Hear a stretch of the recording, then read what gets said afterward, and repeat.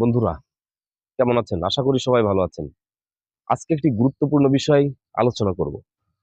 Facebook scrolling করতে করতে একটা ভিডিও চোখের সামনে আসলো, যার কারণে এই ভিডিওটি মেক করা।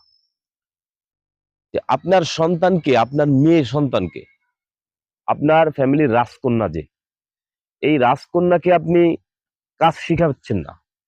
এই রাজকন্যাকে আপনি কাজ শিখাচ্ছেন না। তার মানে কি করতেছেন জানেন?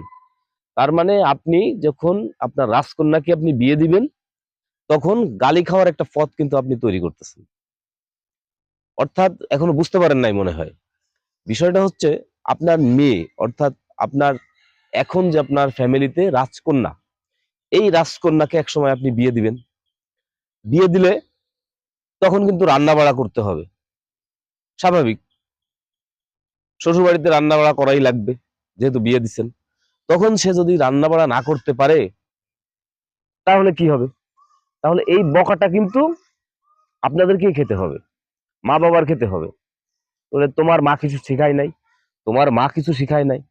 তাহলে এই গালিটা শোনার আগে, এই কথাটা শোনার আগে আপনার কন্যা সন্তানকে, অর্থাৎ আপনার রাজকন্যাকে আপনি রাধা শিখান, রান্না করা শিখান।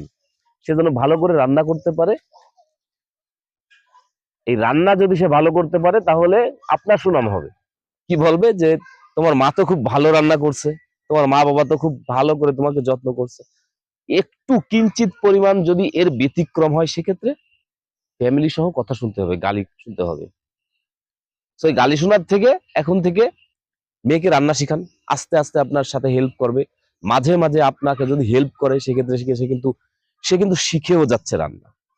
আর শ্বশুর বাড়ি গেলে আপনাদের বকাশোনা লাগবে না। তো এই বিষয়টা মাথায় রাখবেন সবাই। আশা করি ভুল কিছু বলিনি। ধন্যবাদ সবাইকে।